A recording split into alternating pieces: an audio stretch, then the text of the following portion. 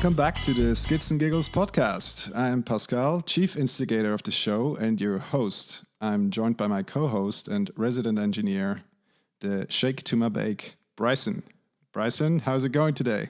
Spectacular, Pascal. And you? I'm good, man. Thanks. I'm very excited today to welcome our first female guest to the Skits and Giggles podcast. And both Bryson and I, we made it our personal goal to have an appropriate balance of guests on the show. We've talked about getting more women involved in the sport before, so the least we can do is also have them on. So, Lucy, how are you today? Hello, guys. It's nice to be on, and I'm very excited for this show. Cool. Thank you, Lucy, for doing this. I think we also want to clarify that with all of our guests, we give them the opportunity to say, in which language they would like to do it. And we're obviously super happy that you said you wanted to do it in English. So our dear friend Bryson here can be part of the conversation. So thank you very much. And welcome. No problem. Well, we'll just briefly mention our social and where you can find more information about the Skits and Giggles podcast. We are currently most active on Instagram, where you can slide into our DMs and follow along at Skits and Giggles. And you can find our website with all the relevant links and info under skitsandgiggles.com. I think we have a lot of material to cover today, so I think we just jump right into the main conversation today. Skip the listener questions, so to speak. Lucy, maybe to start with, how about we talk a little bit about how you actually got into mountain biking? Of course, I'd love to do that. So it's always hard to really find the starting point, but I would say it's probably about 10 years ago where I bought my very first mountain bike, which was by far the most expensive things I owned until then, because I was a student, so not that easy and very cost sensitive, I would say. And it was a Santa Cruz Blur, a test bike, so it wasn't that expensive. And yeah, that was a lot of fun. What got you really excited about it? Well, back then I lived in Kur, which is a kind of a mountainous city and the best place to start mountain biking, I would say, because you have really easy trails and more difficult trails. And so I had a friend, she was biking and she kind of got me into it. And before I got this mountain bike, I had my hardtail and I tried to follow her on my hardtail, and somehow I got caught up in this and just fell in love with mountain biking. And so that's the story, I guess. Do you still ride with this individual? Unfortunately, not that much, but we actually just will have a biking date really soon in spring, I hope. Excellent. That's good to hear. All right, but then, the riding in Kur kind of stopped at some stage, and you moved to the big city, to Zurich, downtown Switzerland, so to speak, as they like to call it. And how have things changed since then? Well, to be honest, my mountain bike family grew a little bit. So I now not only own one mountain bike, I own, at least 3. So I have a downhill bike, I have a dirt jumper, and I have an enduro bike. And of course, my city bike. So yes, I have a big cellar with lots of bikes. Tell me about the downhill bike. Well, I'm kind of in love with my downhill bike as well, because it's just so much fun to go down really fast and just explore the downhill trails around Switzerland, because we have really nice trails. And so whoops, something happened, I guess. And the enduro bike, I've seen you ride it the most, actually. Yes, that's probably the one I ride the most, especially because in Zurich you have the Uetliberg, as you all have heard from James. That's my mountain where I ride pretty much every week. And also now in winter, it's really nice and rideable, even with snow. Sometimes you have snowboarders in front of you, but it's still rideable. it's kind of more of an adventure in wintertime, but yeah, it's fun. And I'm really excited to have my new enduro bike. In October, I got my Transition Sentinel, and now I'm even Nice. faster. And Engineered yes, to I'm very party. excited. Yeah, Oh giddy yes, up, very giddy up. much. Yes, yes, yes. Very And nice. so it doesn't sound like you spend or you leave much time for your dirt jumper. Shame on you. Yes, that's right. So there is something to improve, and that's really spend more time on my dirt jumper. So yeah, maybe I will get there this spring. We'll see. Exactly. Well, if this Corona situation is not improving massively, we won't be going anywhere anyway. So might as well get down to the pop track. Exactly, and build our own pump tracks maybe. And for all you listeners out there, we don't discriminate against city bikes. So please tell us about your city bike. That's actually not an uncool city bike either, because it was my first mountain bike, my Gary Fisher Marlin from 2007, I think. It's a beautiful frame. Something around Classic. that. Yes. So it's a classic, and now it just kind of works very well as a city bike and very, very well as a bike to go to the main station and back. And so it's perfect. Okay. Well, the main thing I'm really excited to have you on is to talk a little bit about your work, what you do. Of course, mountain biking is part of your personal life, but it's also part of your professional life. So maybe you want to talk a little bit about the work that you've done over the last couple of years. Yes, of course. So let's start where it started. I think it started in Cour. There I did a bachelor, and for my bachelor thesis I actually wrote how to motivate kids to use the pump track there, because in Cour you have one of the first pump tracks in Switzerland, and so my goal was it to really get kids excited to use it. And later on, I didn't tell you this before. I also founded a mountain bike company in between something. Yeah, it wasn't that successful, but it's okay.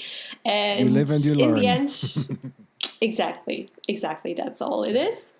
And now I work in a health promotion program, which encourages kids and teenagers to lead a healthier life. And there we also promote mountain biking and biking as well. Okay, well, obviously now I need to jump in because getting kids excited about riding a pump track, I think it's pretty much the easiest thing to do. So I imagine your bachelor thesis was super casual to do, and you were done in no time and spent most of the time riding. I wish. Yeah, the bad thing about a bachelor thesis is usually that you have to have a lot of backup and data and statistics as well. So that's the kind of boring part, or the part that you need to do as well.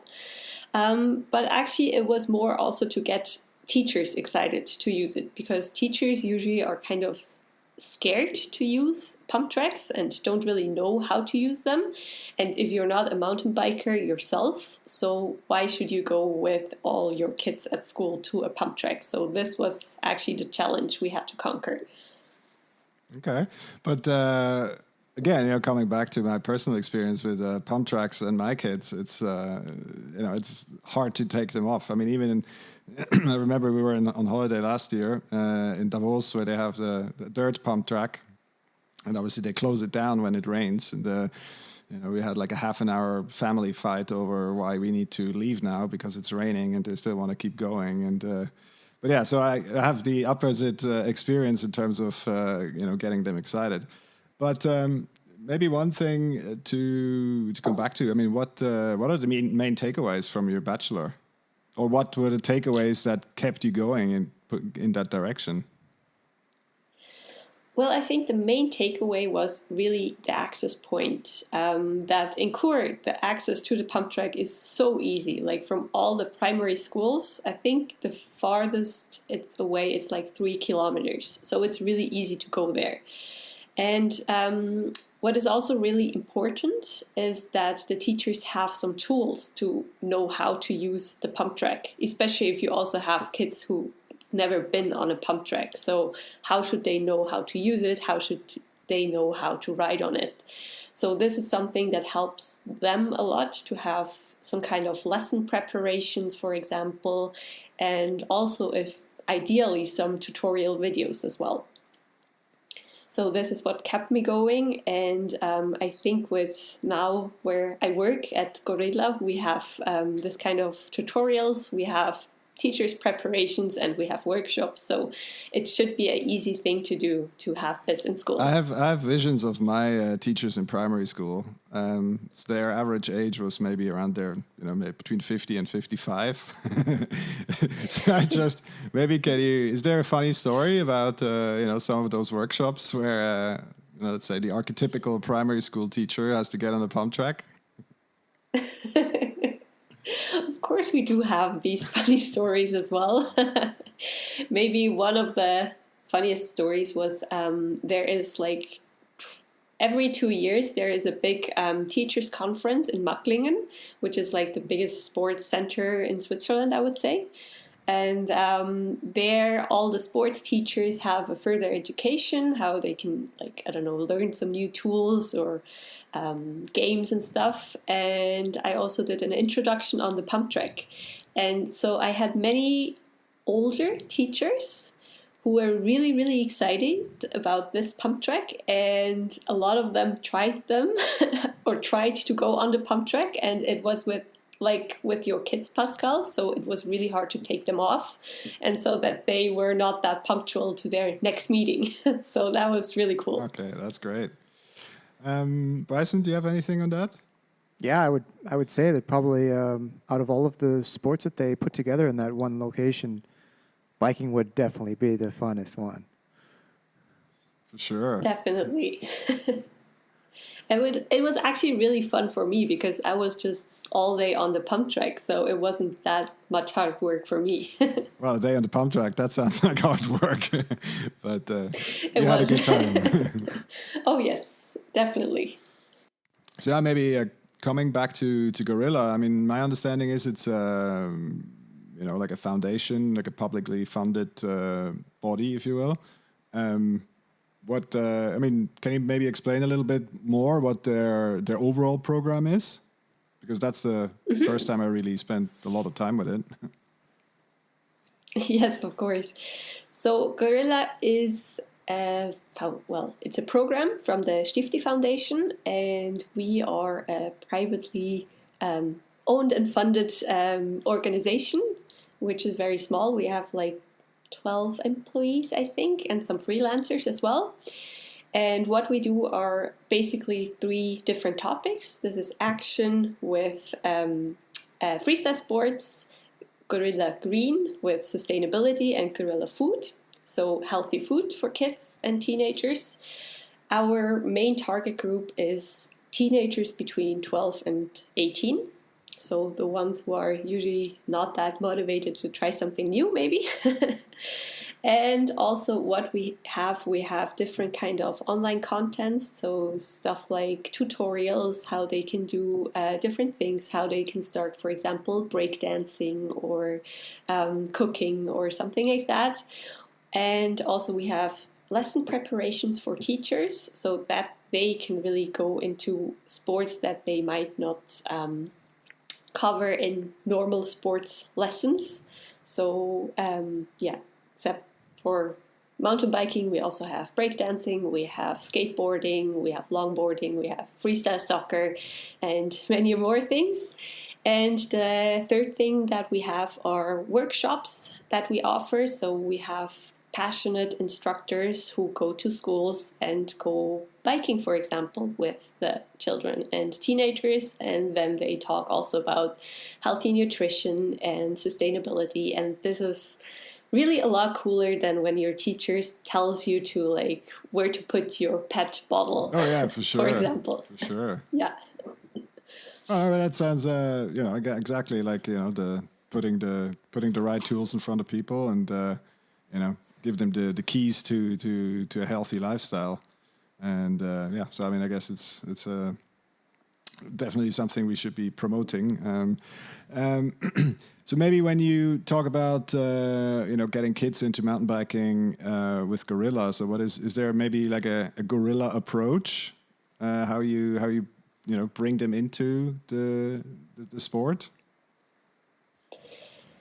I think the main gorilla approach is through passion. So you really feel the passion of the instructor, because these are all people who are really close to age to the teenagers, and they are just passionate freestyle sports enthusiasts and mountain bikers. So this is something that really fuels, I think, the teenagers to try something. And also, we encourage everyone to try something completely new they've never tried before. So they all start on the same level, and they have really fast, great experiences to try something, and then get to a level that they've never thought that is possible in one day. Well, I'm really grateful that Gorilla is offering such an ability to approach this and achieve these things. I know I always feel so great after bike ride, or doing something and achieving something, and it just makes me want to motivate other people and inspire other people. How do people get into Gorilla? Like, aren't these topics and the classes that are taught there something that's normally taught in school for kids at these age group, or is it special for Gorilla? This is a very good question, because that's really something that is, of course, freestyle sports are always very popular with kids and teenagers, but it's difficult for sports teachers to teach something like, I don't know, breakdancing if you're not an avid breakdancer. So how do you do that? And this is actually where we step in, and we either bring the people to the schools to go and try this with the teenagers, or we try to give them the lesson plans and also the tutorial videos so that they can work with video tutorials in class, and so that the teenagers can try something by themselves without the teacher as well, and also learn something with the teacher. So this is also kind of fun.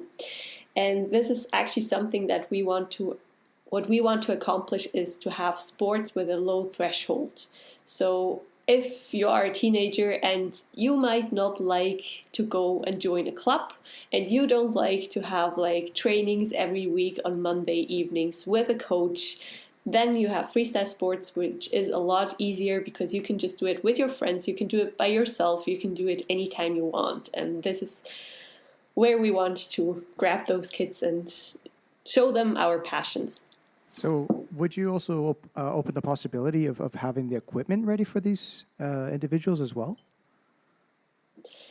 Yes, so if we do workshops, we bring all the equipment with us. And well, just for mountain biking, of course, it's harder to have a mountain bike just at the beginning. But we also have sports where you don't need any equipment. So, for example, parkour, you don't need anything for that to just try it. And we also think that you can start mountain biking with your city bike. So you can also do some kind of balance exercises on your city bike, or also even go on a pump track for the first couple of times with your city bike. That works perfectly well. So this is just to get you started, and then we hope that it just goes off after this. A city bike on a pump track, that sounds like... You've never tried that? Actually. But it sounds like a misconception. A lot of people would say, oh, you need a downhill mountain bike to ride a trail. I think there's a lot of misconception out there. Maybe we want to touch on that aspect a little bit. So maybe what you're saying is that you can't ride an enduro trail without an enduro bike. Yeah, you need 29-inch wheels. Yeah, 15-inch millimeter axle. What if I have an enduro-specific water bottle? Does that count? 500 mil or 750? Anyway, I mean, I was joking aside. I mean, there's of course, yes, that obviously all sounds very, very positive. But there's, I'm sure there's also, let's say, bit of pushback with freestyle sports, right? Because they're, on the one hand, yes, kids and teenagers, they're very excited about freestyle sports because they're exactly that. They're freestyle. They're generally not many rules. It's a bit, has this cachet of extreme or whatever. So what are is there any pushback from teachers or from parents or from any other institution that maybe doesn't really like that freestyle concept? That's, well, it's a tough topic because usually if you have like this, well, normal kind of school, you get maybe to try out soccer and floorball and stuff like that all of us probably had in school as well. And freestyle sports, if some teachers hear that for the very first time, they think like, oh my God, this is too dangerous and I don't know how to do it, and so I won't try that.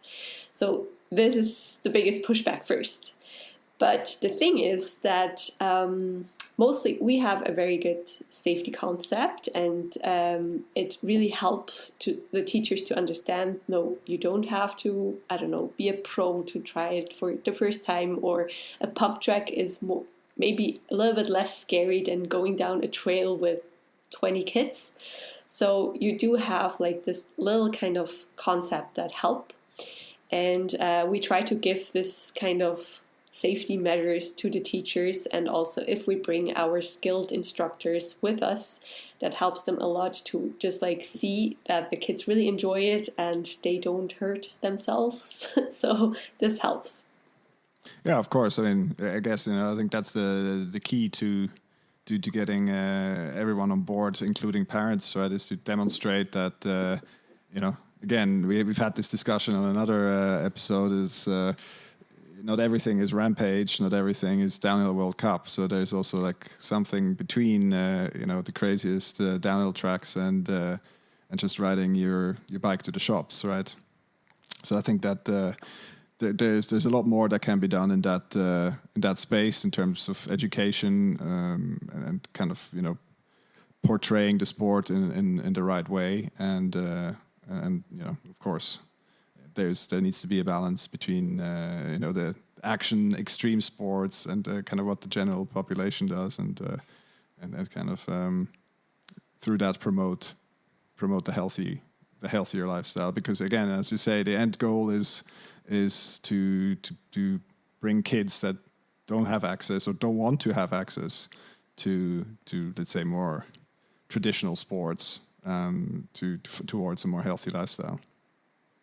Exactly. And also with mountain biking, a lot of people don't realize that it's, as you say, not only Rampage. You have in bike parks as well, you have different kinds of trails. So it's kind of comparable to downhill skiing. And I don't think that in Switzerland you get a lot of people who think downhill skiing is such an extreme sport, because also you have blue trails and red trails and black trails. And this is kind of the same concept in mountain biking. So if you tell people this, that helps as well. Yeah, that's a very good point that you make. It's some of the people at work that follow me on Strava, they see during the summer, they see like these massive climbing days because I don't bother turning off my GPS on the on the lifts.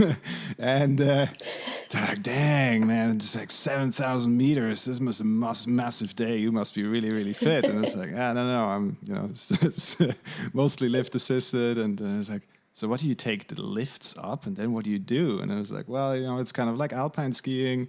You take the lifts up and you ride down, and there's different trails, different difficulties, and etc. So I think if you frame it in that way, then a lot more people understand that that's not everything is like super hard and super gnarly.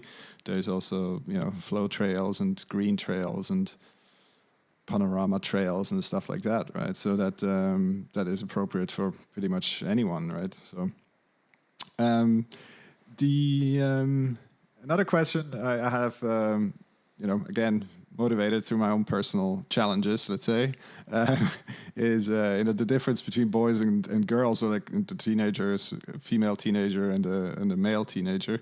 Is there any difference how they approach, let's say, action sports or generally, mountain biking? Well, I think the main perception is that most guys are more like, yeah, this is so cool, let's try this out, yay, we'll do that. And most girls are maybe a little bit more hesitant. And in practice, sometimes this is right, sometimes it's not right at all. Because if you have some really motivated girls, you have like an all-girls mountain bike class where they are ripping the staircases and showing all the boys how it's done. And this is really cool to see as well. Yeah. So you have really all the differences. And I think what you also have is just like the kids or teenagers who are maybe a little bit insecure and not quite sure if they should try it at the beginning.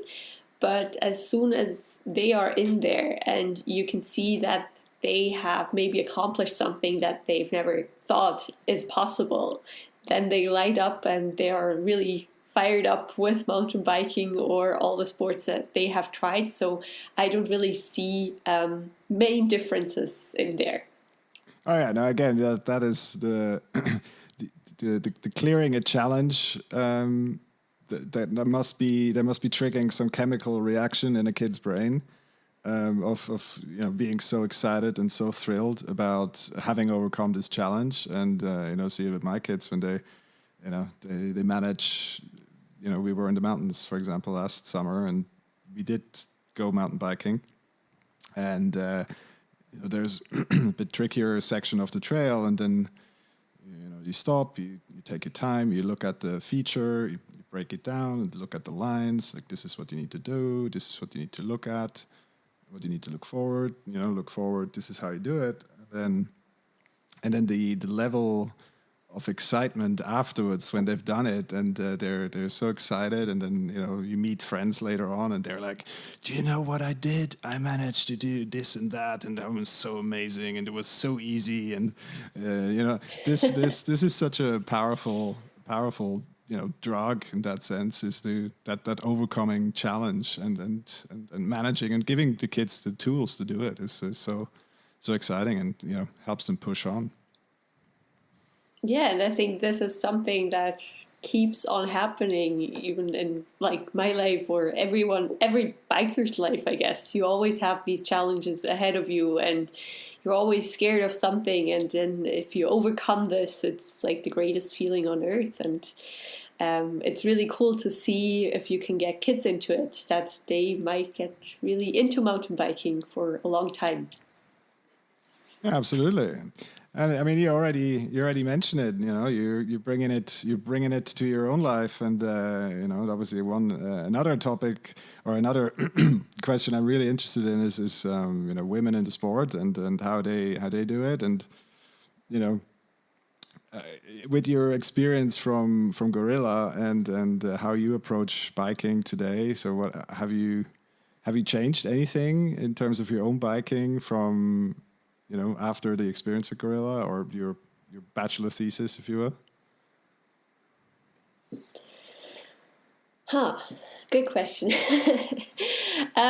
Maybe I have changed a little bit, but I think it mostly comes a little bit from experience and therefore a little bit confidence. I must admit, I'm actually like a real chicken when it comes to challenges, and I'm scared a lot.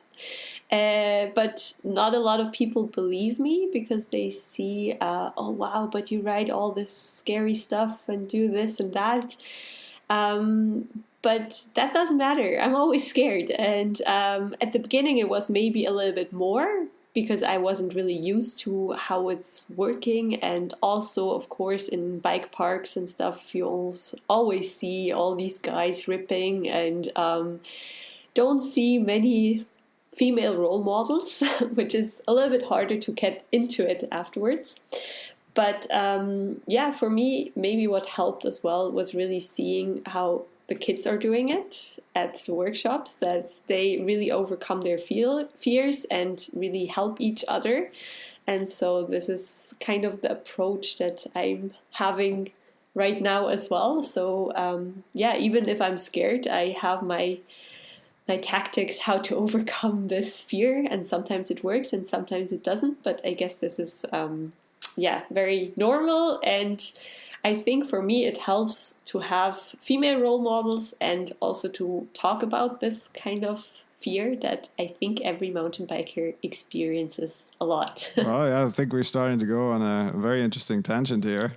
I think we want to keep digging here. So, I mean, overcoming fear, again, how do you deal with it? I mean, where does it start? Where's fear starting to become a problem? Where do you need to kind of stop for a second and like think, how am I going to do this? So when I can't do this, where, let's say in air quotes, start breaking down, and where is it just, oh, this looks scary, let's just do it. So how do you deal with all these things, or what are your learnings?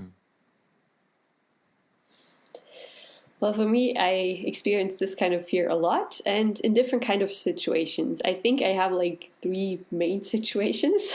Of course, the one that everyone knows probably, especially if you do like a jump the first time, or a drop, or some kind of scary section of a trail, and you kind of stop and don't know how to continue. And also what I personally experience as well is sometimes if I'm asked to join a group and I don't know anyone, then I'm kind of scared, because I think, oh, well, what if I am the slowest one? What if I'm just like stopping them? What if I can't make it down the trail? What if I can't, walk down the trail? Do I need to get a helicopter or something like that? So really my head, it's going off, and the laws of physics do not work in my head. So if it gets really, really scary, it kind of gets crazy in my head. So it is really hard to stop it right then. But for me, what really helps is the people around me. If they are calm and relaxed, I get really calm and relaxed, and as soon as I'm on my bike, I'm a lot more relaxed than when I'm just thinking about all the things that could happen or could not happen. And also for me is really like experience. The confidence comes with experience. If I have jumped a jump that is tiny bit smaller than the one I'm trying to attempt right now, it's a lot easier for me to conquer this bigger jump as well.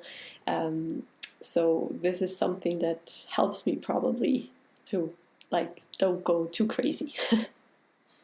Okay, but I mean, if you let's take a scenario, right? You're riding in a group, and then I'm taking the other side, right? I'm kind of, obviously we've ridden together quite a few times, and sometimes I take stuff for granted. Let's say we've ridden a certain trail a number of times, and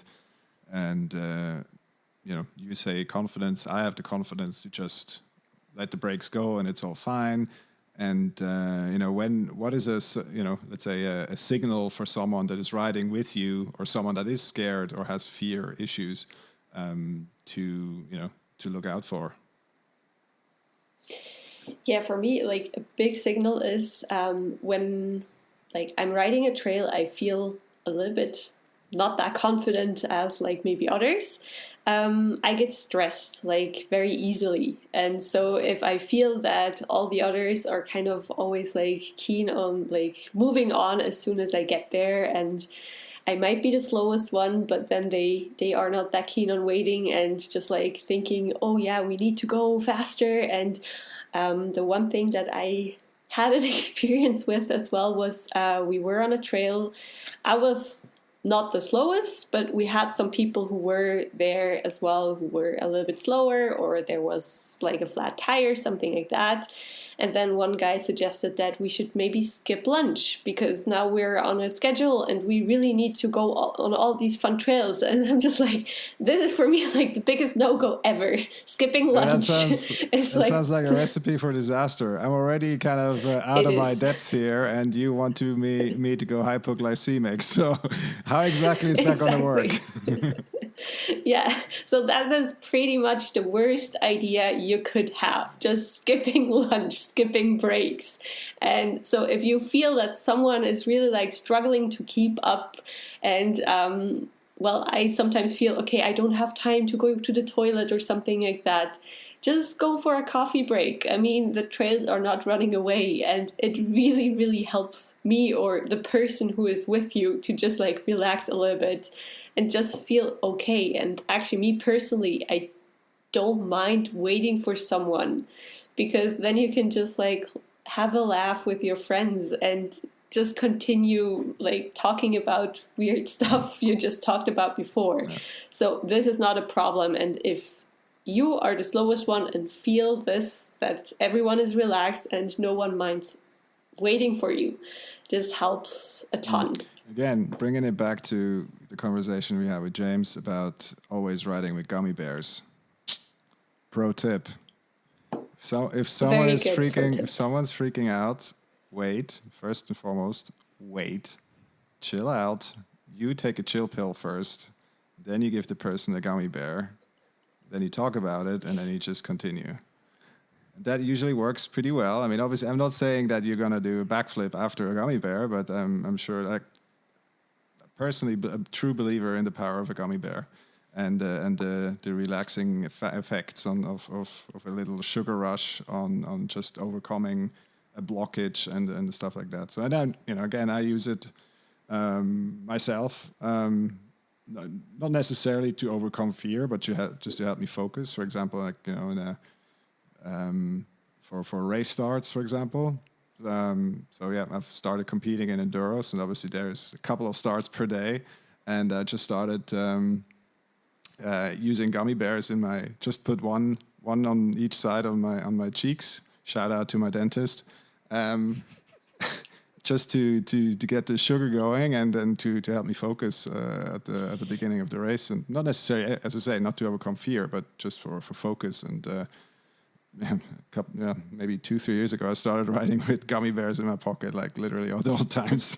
Again, it works for the kids, it works for myself, it works for my friends. I mean, power of the gummy bears, That's right.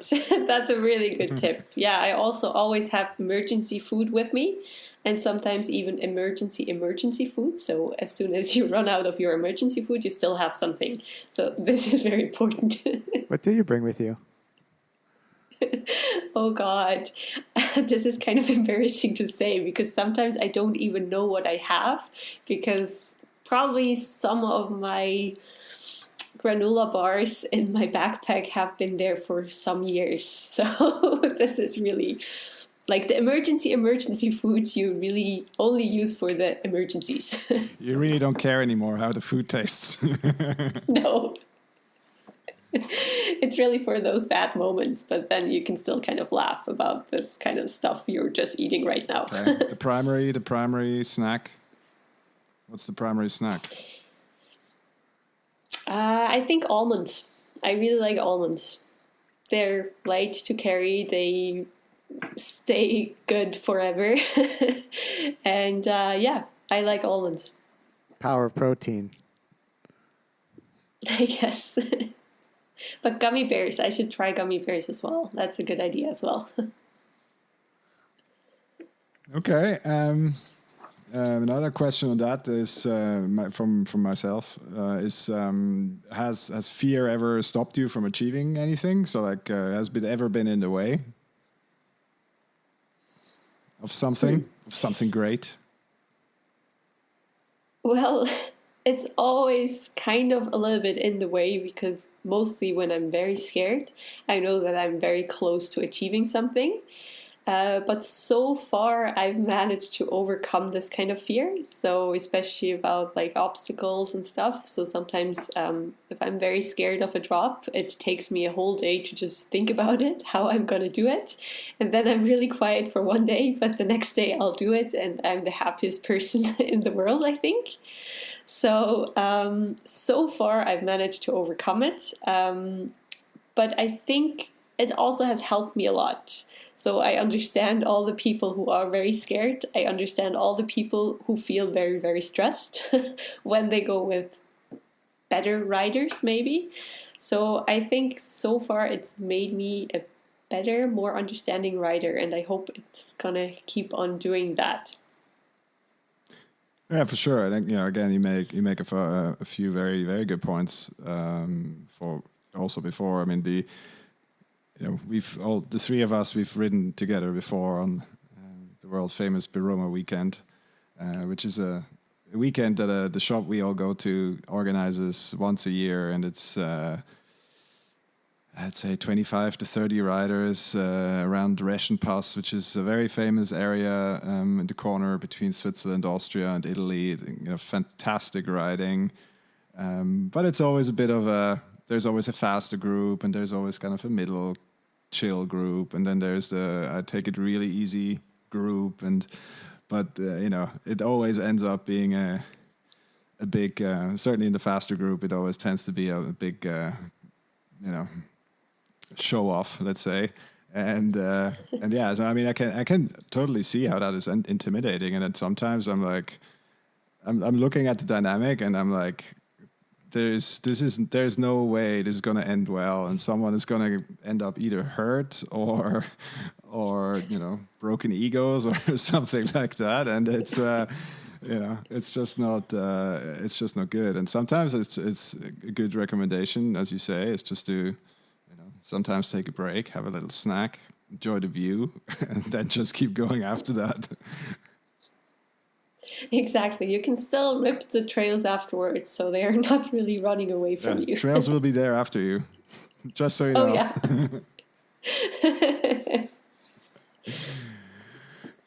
Is this, bringing it back to the women in the sport? Again, one of my key goals here is to educate myself on how I can get my better half into the sport a little bit more.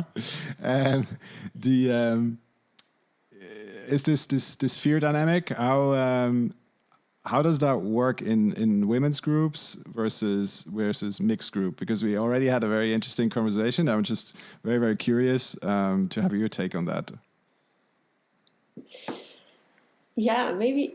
Well, I really enjoy seeing so many more women on the mountain bike. I think in the last couple of years, it has increased a lot, and we see a lot more people, just joining and trying it. And well, for me, what helps in like girls groups, you usually have very mixed. Not dynamics, but skills. So you are usually like maybe, I don't know, 4 or 5 women, and they have very different skills. So as a group, you're probably a little bit slower than in a mixed group with men and female. And but actually I tend to enjoy this as well very much, because I think everyone can learn from each other a lot, and so you get to a very chilled vibe. And sometimes you stop for something that the kind of beginners want to look at, and sometimes you stop for something that the pros want to look at, and this is all fine. So no one is really in a hurry, and I think in women's group I've never experienced it that someone said that they want to skip lunch. So this is something I enjoy a lot. This is really the worst idea you could have. So go team lunch break. Oh yes, please. And in mixed groups, I experience different kind of things. So sometimes you have a very chilled vibe as well, and it's really, really cool. So I enjoy really riding with you guys, because I know this is all fun and it's all about the laugh as well. Skits and giggles. And exactly.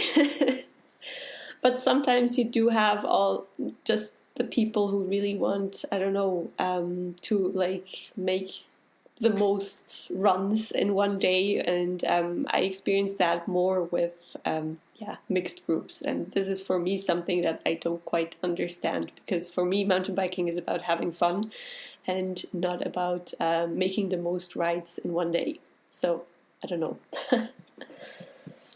It's an interesting dynamic. I used to ride in a lot of mixed groups as well back in North Vancouver. And one thing we did to kind of mitigate this whole misexpectation thing was we clearly stated, what was the plan and which trails we would hit and which, it's more of a loose description, but we would say that, it would be a chilled climb and then a more spirited down. And then we named the exact trails and gave a roundabout estimate of how much time it would take so that people would understand, okay, the pace and things like this. And then they would see specific people who would be in these groups and then understand, I rode with him before on a certain ride and I know his pace and actually we got on well, so I can join that group. So that's, from my experience, that was one of the ways we were able to deal with that. Yeah, this is, I think, one of the easiest access points to go into such a group, that you don't know anyone, and if you have all this information, that helps a lot for me, or personally. And also one thing that I wanted to mention was very interesting experience how the perception of mountain biking women sometimes is a little bit off, I think. I was with a good girlfriend of mine. We went surfing to Portugal, but also we wanted to go mountain biking because we are both avid mountain bikers.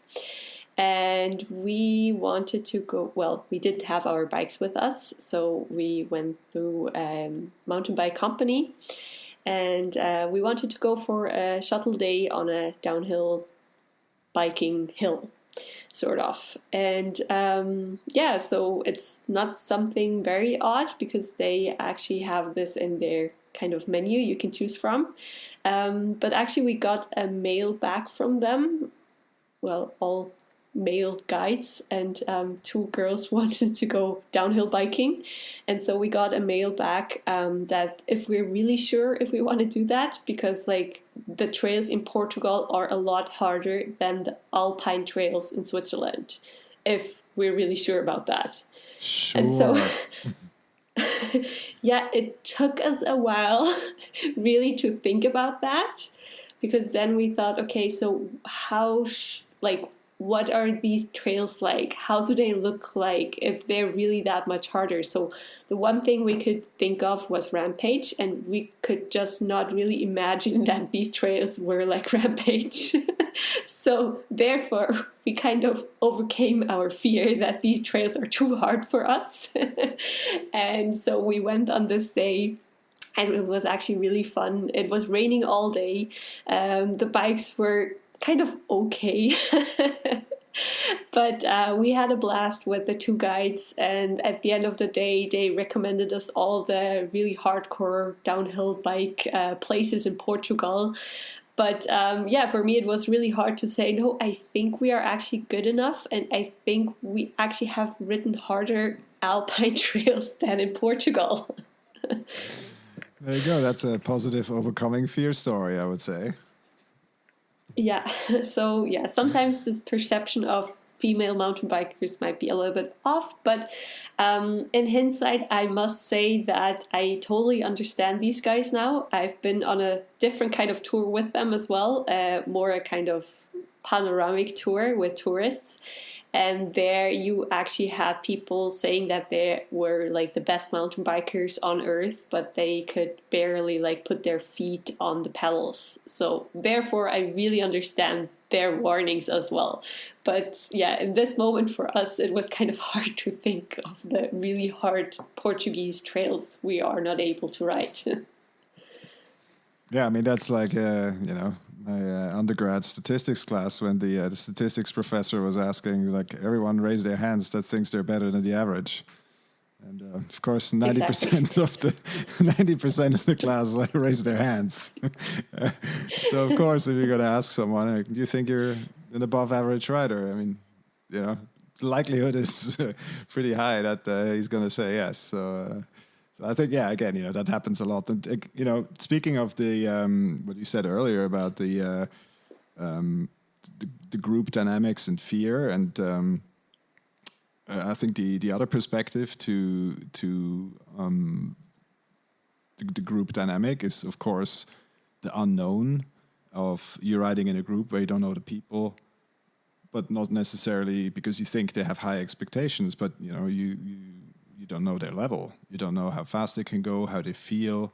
If someone hasn't ridden in the Alpine yet, right? So I mean, that is something you need to experience first, because you can if someone is not confident in moving around the mountainside when things start going pear-shaped, then then that's not something I personally want to be around. So generally, when I go ride, relatively exposed backcountry stuff or exposed Alpine stuff, then I really make sure that I know the people that I'm with, and they know how they need to move around the mountain. They know where they need to go when stuff goes wrong, who they need to call, what they need to do, etc. So again, that's bringing it back to what Bryson said earlier. Again, what is very important in these groups, especially when you don't know people 100%, is of course communication.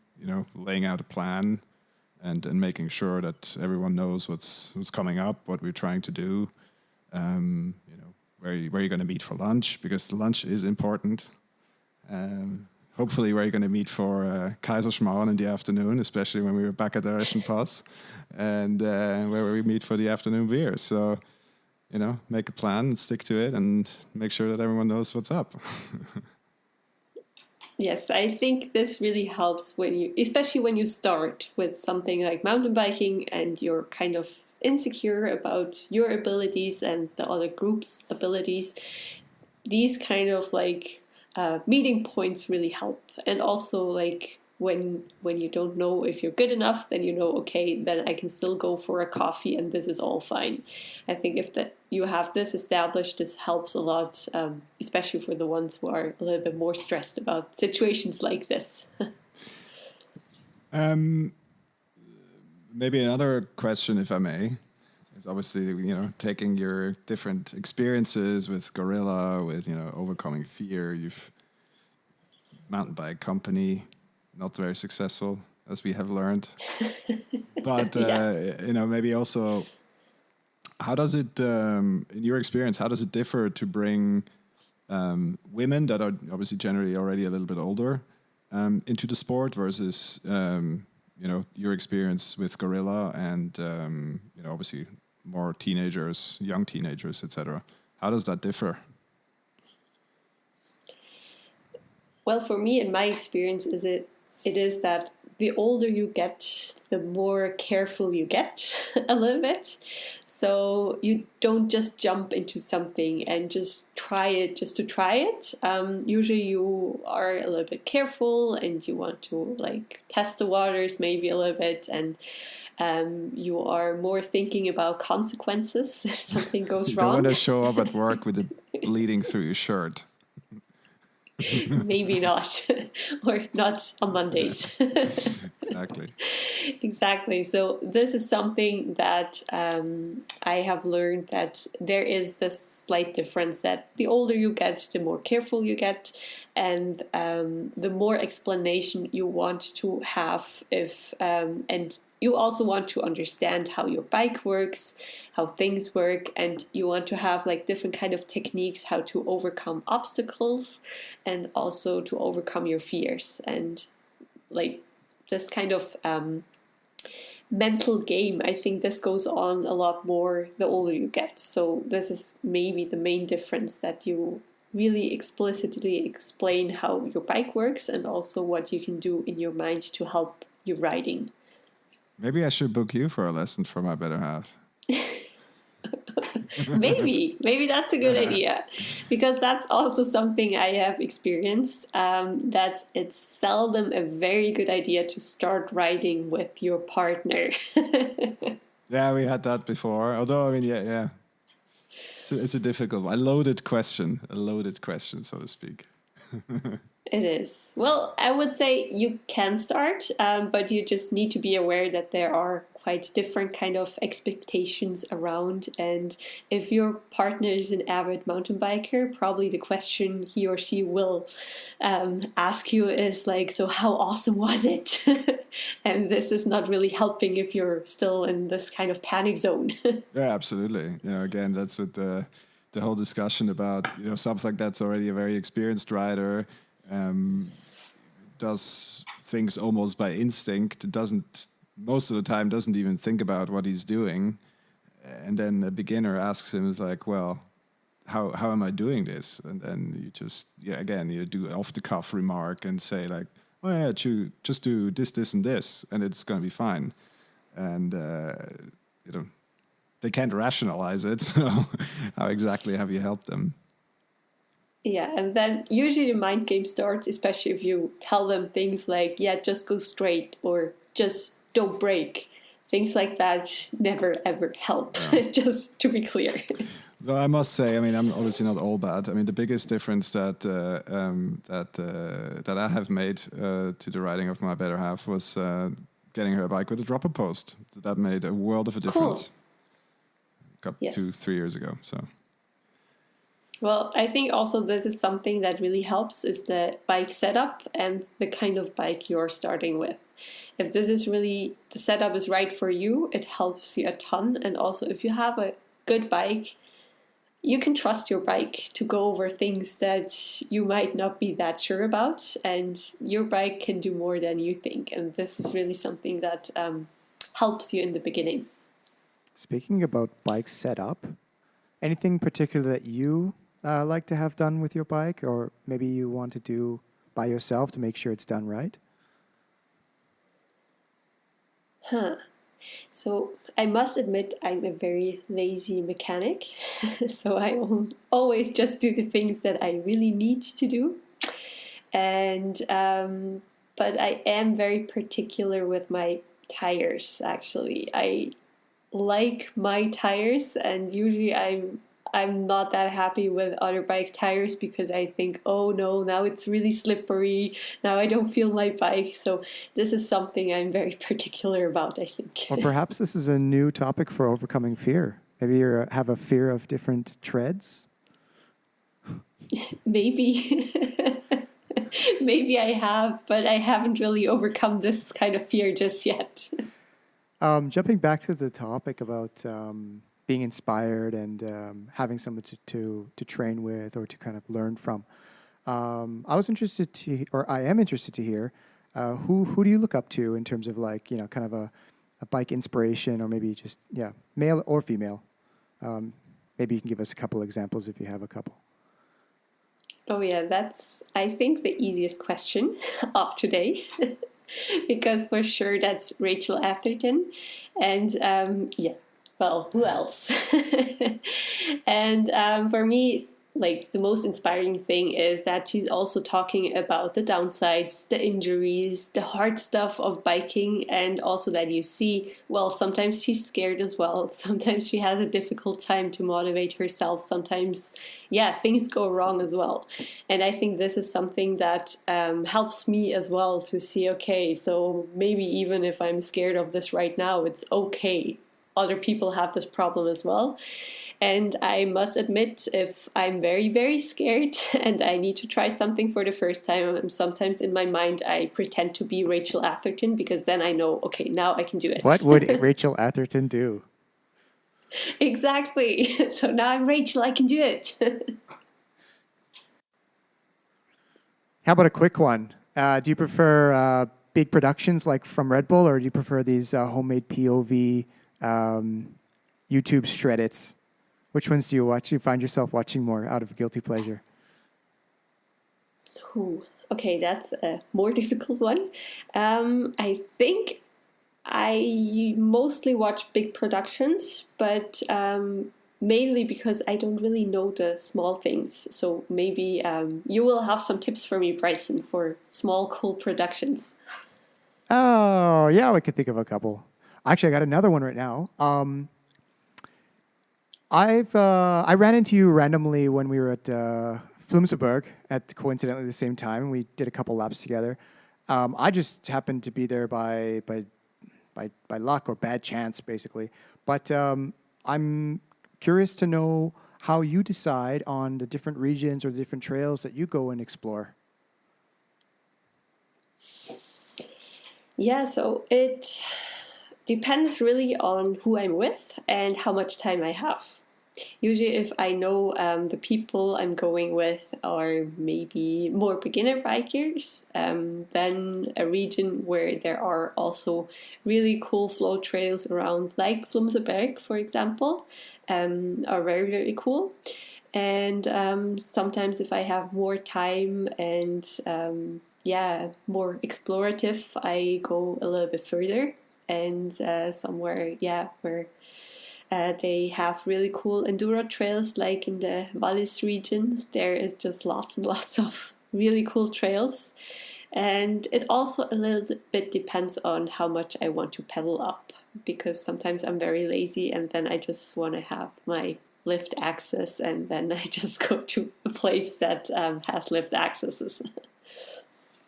And what's your favorite spot in Switzerland? I mean, this is a podcast about riding in Switzerland, so we always try to have a view on the favorite secret spot, so to speak, or not so secret. Ooh.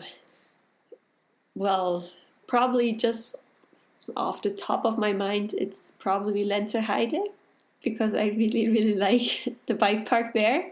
They have very cool stuff that you can like just step by step improve yourself. And also they have really cool enduro trails, and the view is fantastic. But usually the thing is that every trail I'm riding right now is like my favorite trail, and the conditions as well. So if I'm riding in the mud, this is my favorite condition, and then if I'm riding in the dry, this is my favorite condition as well. So I'm a little bit indecisive on this. All right, maybe before we close out the show, I mean, we're getting towards the end of our time, maybe clear up the big secret. What is your favorite tire? Oh, okay. So that's the Continental, the Baron and Kaiser. What? I'm so sorry, No, guys. I it's a know great a lot of tire. people don't understand that. It is a great tire. It is a great tire. I did use it myself. It just works for me really well. Okay. Well, we are at the end of our time, and we have a couple of questions that we like to ask all of our guests. And is that okay for you? Of course. Maybe start with the first one. I think we already got a little glimpse into what the answer is going to be. So maybe you could tell us just a little bit again what about the bike that really got you stoked about riding. So I think that's my Santa Cruz Blur. And I got it as a test bike. And actually, how I got it, I wrote an email to Santa Cruz, Switzerland, saying that I'm a poor student, but I really, really like their bikes if they have any test bikes around to give out. And they actually wrote back, we're this guy, he's coming for a fishing trip to Kur in the next week or so, and he can just like load up one of these bikes in his minivan, and the keys are on the front tire, so if I want to test it, I should just get it there. And that's how I got my first bike, and I actually paid for it, so I was good. That is crazy. That is a crazy story. That is a good story. That is a good story. Do you know where the bike is today? Yes, I sold it to a teenage boy. I think, well, I rode it for 5 years, so I rode it for quite some time. And then I just had it on trail level, so like kind of the local bike second-hand page. And a teenage boy, he bought it, and usually like the unwritten rule there is that you always bargain for the price. And I had it there for 900, and he wanted to give me the 900, and I'm a very bad saleswoman, so I bargained with myself, so I gave it for him to live for like 800 or something, because I said, no, you can't do that. You need to bargain. Exactly. Again, another pro tip: if you're selling bikes on secondhand forums like Trail Devils or Pink Bike or wherever, always start at the top. You can always negotiate down. Yes, or I do it for you. Exactly, or just ask Lucy. Yeah. All right. Second one is a bit out there. It's a bit out there. So imagine you are Harriet Schedini, and you're a bike magician extraordinaire, and you can make riding a bike more awesome for anyone by the stroke of your magic dropper post. What would you do? I think more confidence for women to bike ride and to go in bike parks. That would be something cool, because I want more women in bike parks. That's a great one. Actually, we'd all like to see that. Now, we have our third question, and it's not an easy one. It's actually some might say it's the hardest of the three. Others say it comes from the depths of hell. But I'll just ask it to you plain. Actually, you know what? No. So we've ridden together, and I have noted your style. I have you on some GoPro footage as well, and you're quite a calculated and smooth rider, I would say, and you carry speed very well. However, if you had to be really like the devil, how would you flatten a berm? How would you raise some earth, per se? What makes a great skid? Oh, wow. This is really a hard question. Well, on berms, I always prefer the inside line to like just really skid into the berm. And so I'm very sorry to just sometimes destroy this berm a little bit. So if I'm very fast, but this doesn't happen that often. So, and on a bike ride from hell, I would just take the inside line, destroy this berm, and just skip down this trail. Sending it for the trail crew. Yeah. That's why the berms are there. Prove me wrong. Well, Lucy, thanks again for doing this. If listeners have any questions or want to learn more about you and your work and what you do, where can they find out more? Well, you can either look me up on the Gorilla webpage. It's actually stiftyfoundation.ch. Or you can look me up on Instagram, and I think you guys can put that up in the comments. Sure, we'll do that. Well, thanks again. This was awesome, and I think there were some great takeaways. And so, yeah, well, we'll see you soon. Thanks for having me. Ciao. Keep shredding. It was awesome.